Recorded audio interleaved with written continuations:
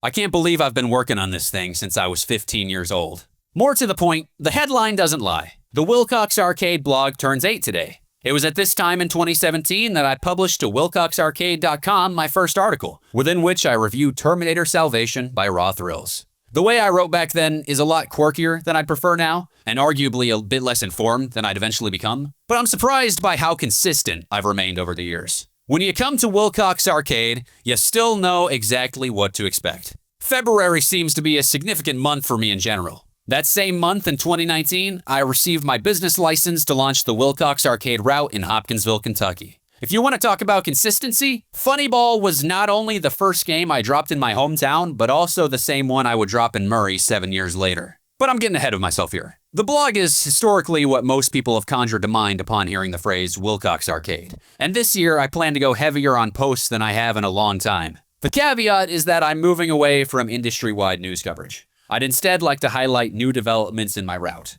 Speaking of which, the route is shaping up nicely in Western Kentucky. Although it isn't where I'd like it yet, not by a long shot, I at least have the self-awareness to step back and be grateful for what I've been able to achieve in a relatively short period of time. I have 4 machines at Basement Bar Collectibles in Benton, 2 at Trends and Treasures in Murray, and 1 at Noah Guy in the same town. The rubble is really hitting the road now. Within the next month or so, I'll add Switch and Shoot to Noah Guy and Galactic Battleground to Basement Bar Collectibles, my first indie game purchases since Sky Cursor in 2019. There will be more articles and YouTube videos explaining how this came to be as we get closer to launch. Indie games have always been my thing. Just look at my 2nd, 4th, or 10th articles for proof of that. But now that I have a full-time income, I'm especially primed to put my money where my mouth is. It took unreal patience not being able to buy brand new indie games for most of my career. I can't believe this all started with a 60-in-1 multicade. I'm not much for the emulator cabinets anymore, though I inadvertently bought one for Basement Bar Collectibles in November. Long story short, I will remedy that situation as soon as possible. For as much as things have stayed the same, I can't say that nothing has changed. I sold out everything I ever cared about by buying the first Wilcox Arcade mini crane, currently located at Noah Guy.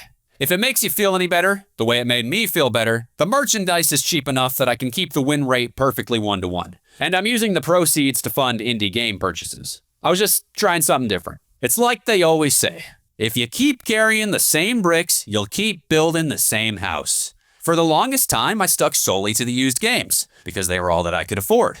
Obviously, the goal was to eventually scale to new games, but I've done so sooner than I expected. Too many TikTok comments about me running a retro arcade will do that to a guy. Oh, and TikTok. I hate TikTok. Like, I promise you there is no one in the world who hates TikTok more than I do. Like, I hate TikTok so much that I probably sound psychopathic explaining to you how much I hate TikTok right now. But alas, TikTok offers unmatched advertising utility, so I grit my teeth and riff in front of the front-facing camera every day. Doing things that make me uncomfortable yet could benefit my business is a recurring theme in my life right now. I mean, we all know how much I despise cranes. The truth of the matter, however, is I'd rather reach my financial goals faster, and it's hard to do that being too principled. I'll have plenty of time to fine-tune the route in the future. For now, I'm just happy that it's starting to look real again. Here's what you can look forward to in the future. I will return to Hopkinsville someday.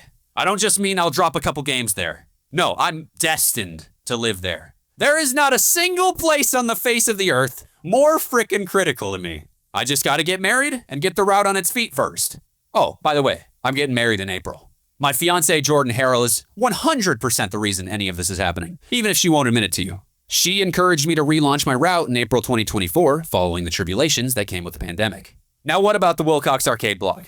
As you've seen in the past year, I just can't do the news grind anymore. But I do want this to be a fun site to visit. I don't believe that blogs are dead in today's day and age. All I need to do is adapt to modern sensibilities, which includes bringing back audio articles. I know, crazy. But when you think about it, posting audio renditions of my articles to YouTube makes more sense now than it did in 2019, considering fewer people are reading and more people are heading straight to YouTube. Again, it's all about adapting to the present reality. Don't take that as me completely giving up on my ideals, though. At the end of the day, I will never grow and change as a person. I'm still that stubborn 15-year-old who swore he'd never leave Hopkinsville, and that he'd have a chain of arcades bigger than the frickin' Dave & Buster's. It's not a matter of if for me, man. That pretty much brings you up to the present. Before I go, I need to thank as many people as I possibly can for getting me to this point, because I'm feeling particularly sentimental.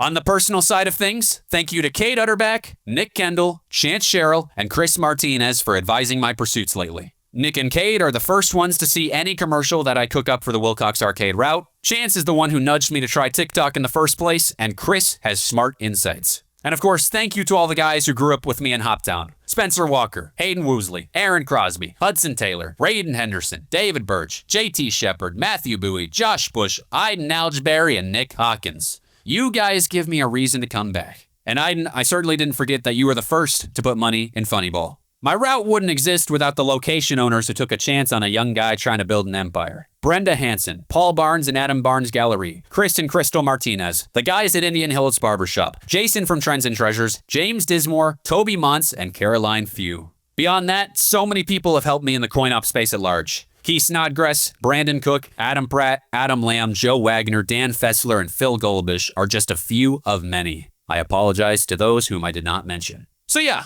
we're 8 years deep, and I'm looking forward to the next 50. God bless and keep it real. I'll be back with more soon.